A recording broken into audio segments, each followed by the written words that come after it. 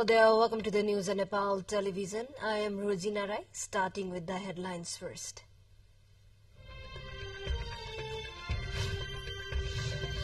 Various political parties come together to the response of Jajarkot earthquake devastation. Karnali province government is set to restore earthquake-affected areas, including infrastructures. Second day of 16-day campaign against gender-based violence being marked.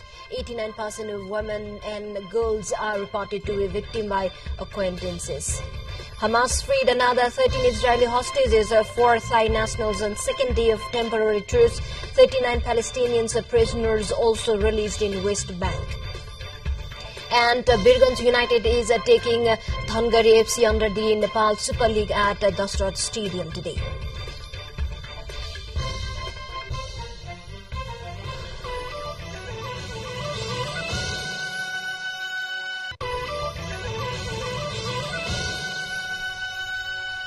Welcome back, and now we have the news in detail.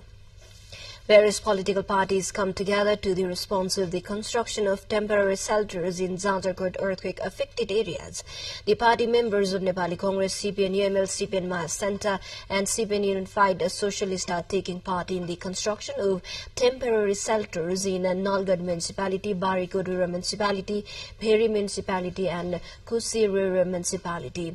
The parties have engaged their leaders along with the party members of the restoration of the entire earthquake-affected rural areas of Jajarkot and West Rukum. The team led by Pradeep Paudel of Nepali Congress has reached Jajarkot, constructing 100 temporary shelters for the earthquake survivors.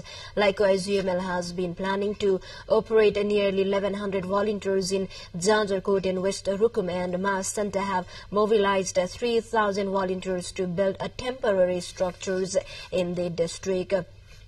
Similarly, Samajwadi Party has made an arrangement of 150 people to mobilize at the earthquake-affected areas following the helping hands and solidarity from the various government and non-government organizations.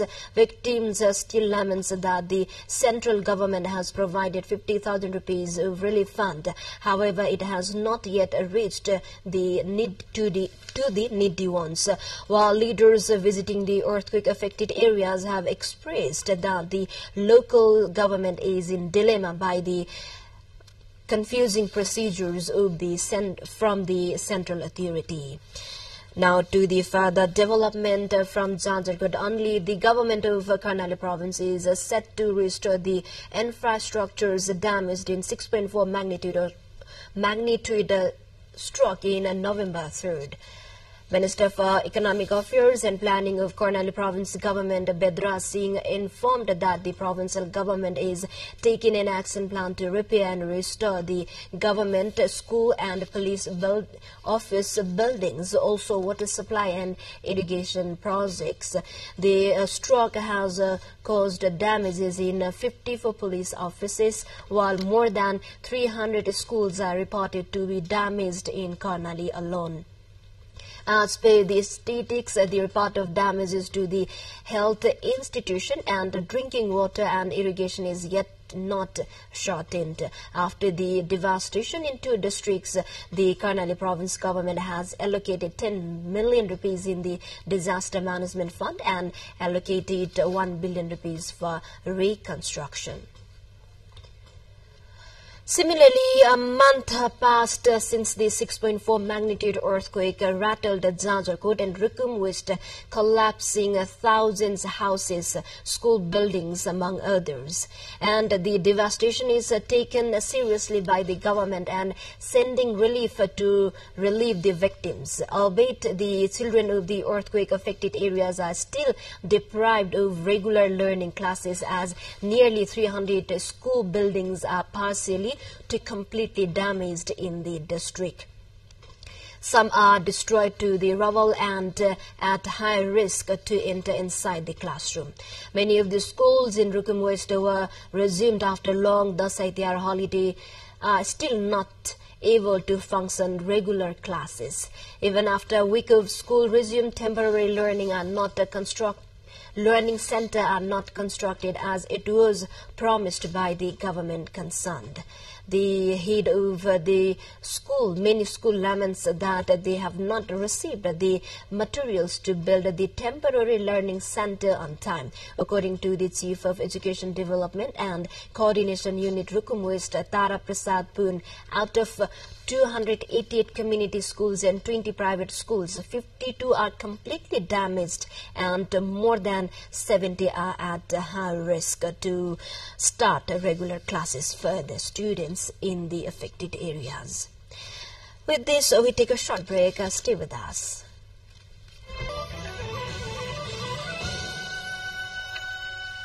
Welcome back. You're watching Nepal Television News. Now we have remaining updates.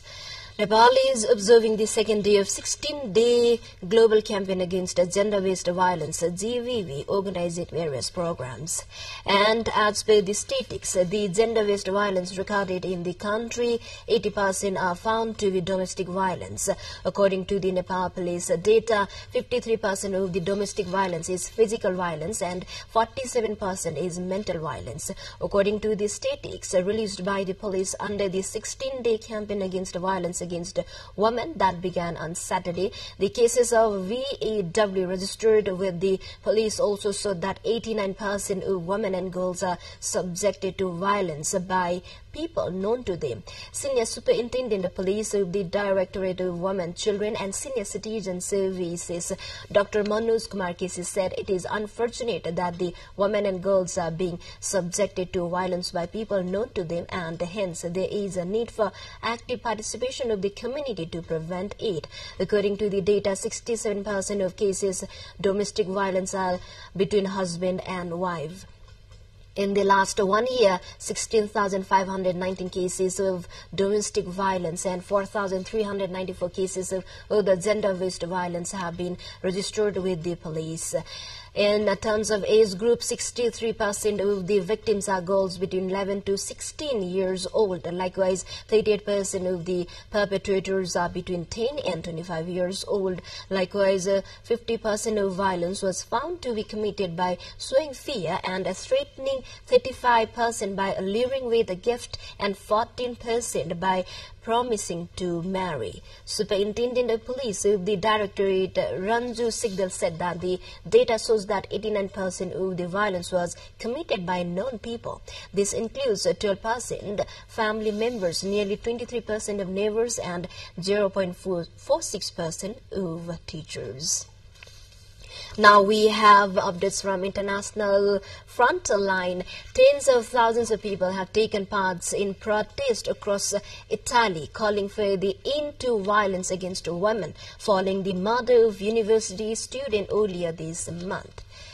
Giulia was allegedly killed by her ex-boyfriend days before she was due to graduate. Large crowds gathered in Milan and Naples, and there was a great look in the center of the capital room. Italy's president said the murder of women could not be tolerated.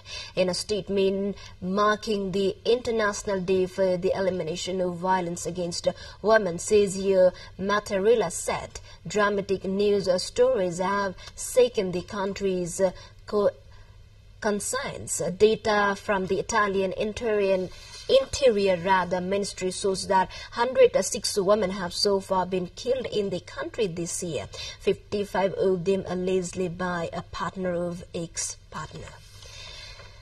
Now to the further development. Hamas released Saturday footage showing members of its military wing Al-Qassam aggregates handing over hostages to officials from the International Committee of the Red Cross (CRC) in Gaza ahead of their transfer to Israel.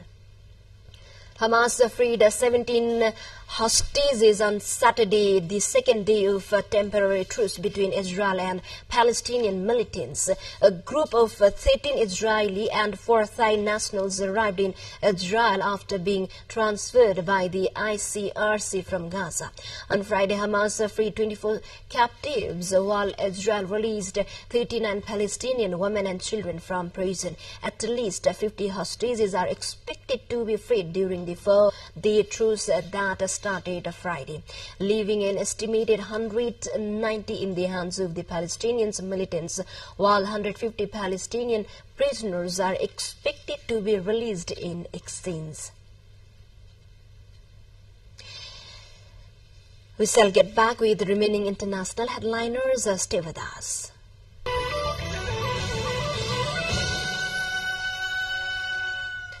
Welcome back. Thank you for staying with us. Now we have remaining international headliners.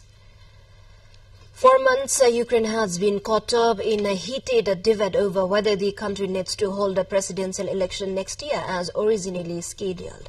All elections, including presidential ones, are prohibited under the country's current martial law imposed after Russia launched its full-scale invasion in February 2022.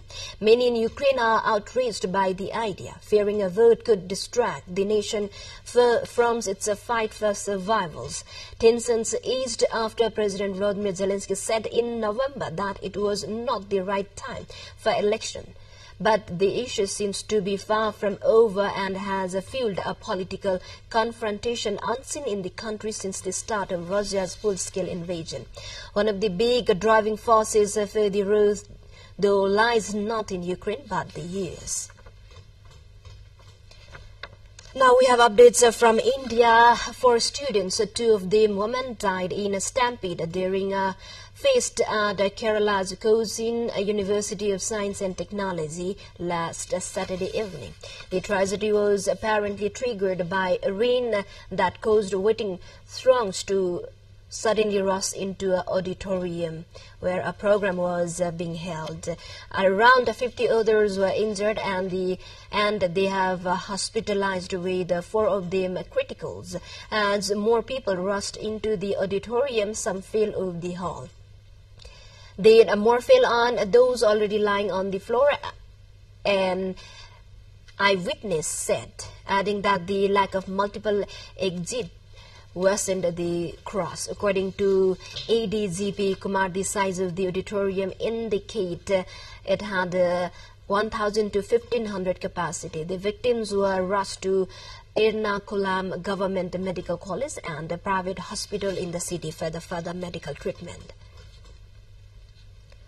To the more updates, before that, let's have a quick look into the highlights at the side.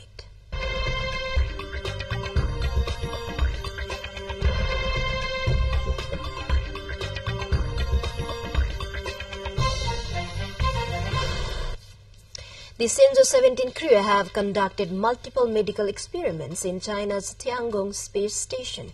According to a video released by the China Manned Space Agency, the 3 astronauts, Tang Hongbo, Tang Zhenji, and Jiang Xinlin, cooperated closely in lower limb kinetics testing experiments to study the biochemical characteristics of astronauts' movements in a weightless environment. After completing an experiment in the running state, they performed another one by using the resistance exercise device.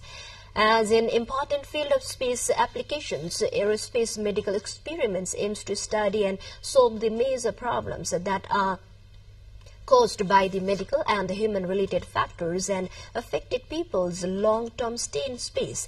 The experiments also aims to make a full use of unique environment of space to provide unique platforms and models for researchers to study public health issues and deepen the understanding of human life phenomena and human ability characteristics. With this, we are now moving on to sports update.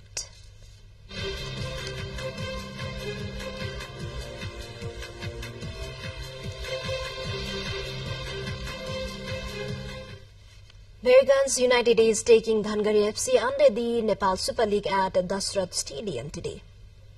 The match will kick off at 5:30 p.m.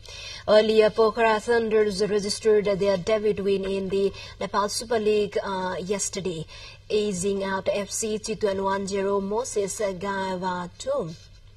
The foreign recruit sealed the win with a decisive goal in a closely contested match. The propels Pokhara, adding a valuable 3 points to their league standing. Ayush Kalan, the team's marquee player, expressed his excitement, stating that this win boosted their confidence in their pursuit of the league title. Dinesh Rajvamsi, recognized as the man of the match, received a prize of 30,000 rupees for his standout performance. As Pokhara savors this victory, fans eagerly anticipate the team's future matches, hopeful for a successful campaign in the NSL journey ahead. With this, we come to the end of this news bulletin, but before we say goodbye, quick reminders of the headlines once again.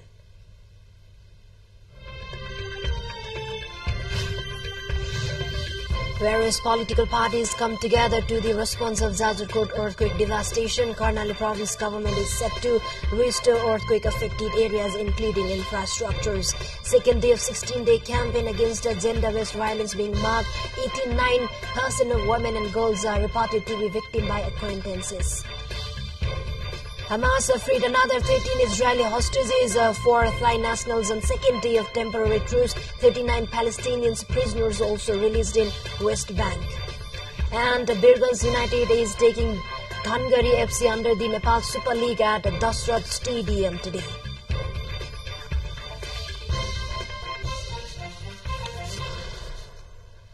Well, this is all we have for this moment. Until our next bulletin, have a good day ahead. Namaste.